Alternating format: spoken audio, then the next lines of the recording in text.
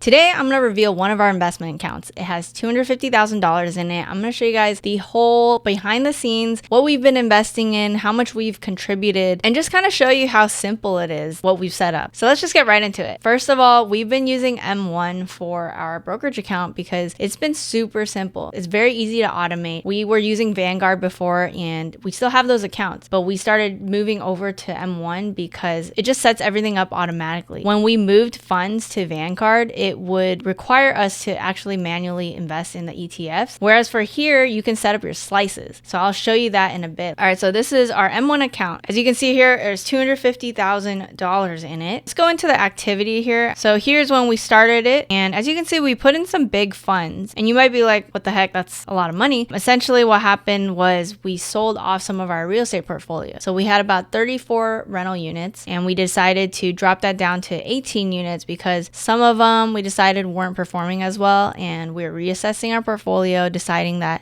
it's better to have like those quality units and just kind of get rid of some of the slower performing ones, even though they profited a lot for us. I think we made a couple $100,000 from holding on to them for just a couple years, so that was pretty cool to profit from that and then just like put some of those profits into this account. Sean wanted to lump sum put it into this brokerage account, and I kind of wanted to drip it just because I'm a little bit risk averse, but because it was kind of in a down period, in hindsight, it would have probably been better to just like dump it all in, but you never know. That's kind of why I thought it would be better to slowly drip it, but essentially the earlier you invest, the better. So there's kind of that philosophy as well. Moving forward, maybe we would actually do a lump sum just because earlier the better. Let's go to the previous ones. Yeah, we did some bigger amounts here, and then we started doing $1,000 recurring weekly. So we set that up where we're doing $1,000 a week starting on Mondays, I believe. And then I think we dropped that down to 800. At one point, we dropped it down to 400 and then picked it back up to 800, as you can see here. So that's kind of our standard now. We're going to do 800 a week. So that's about 3,200 a month. Now we're actually in financial freedom phase. We retired 4 years ago in 2022. And normally when you retire, you're withdrawing money. But because we own real estate and we have some online side hustles, we're actually putting the cash flow back into our investments. So we're still automatically investing. I think that makes sense for us right now because we are still in our mid 30s. I think maybe mid 40s or 50s, maybe we would consider withdrawing. But the way we do things, we don't splurge really. Our lifestyle is covered because we own real estate, and it just gives us comfort right now putting more into our investments because we're still young too. So let's go back here. I want to show you guys how easy it is to set up recurring transfer. So you can just put recurring transfer and select the amount, select your accounts, and then you can decide once, weekly, every 2 weeks, and what day of the week you want to do it on. The thing with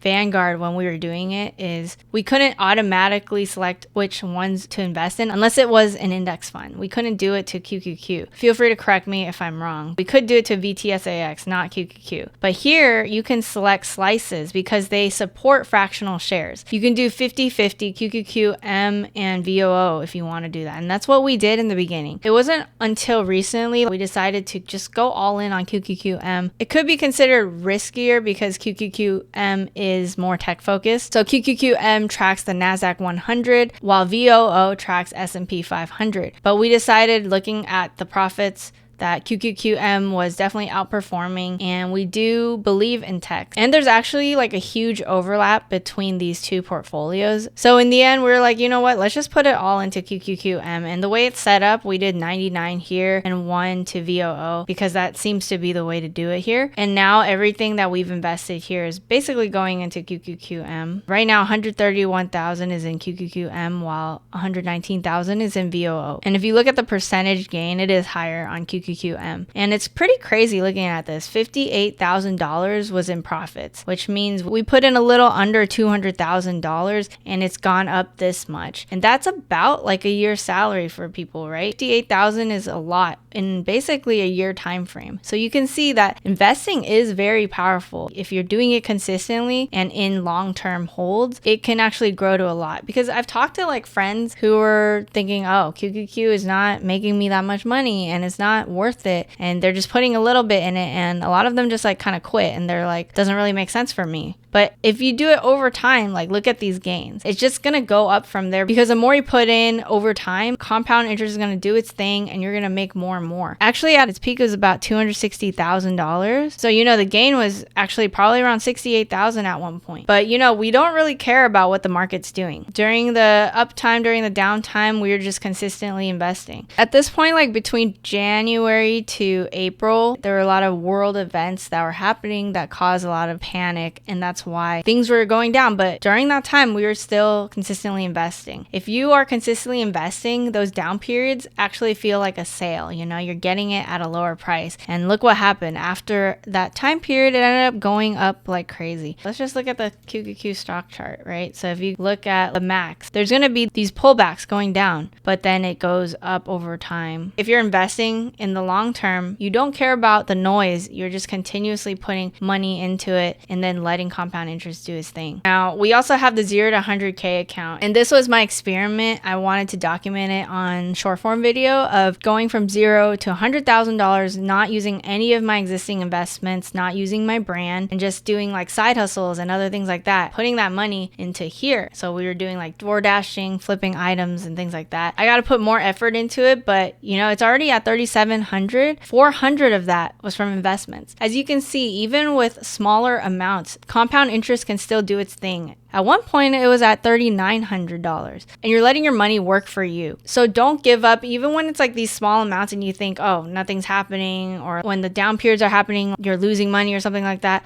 That is not the time to sell. You're supposed to be continuously investing, not worrying about the noise, because as you can see here, you can make a solid amount of money. And when we get to that $100,000 point, the gains will just be exponential. So don't give up.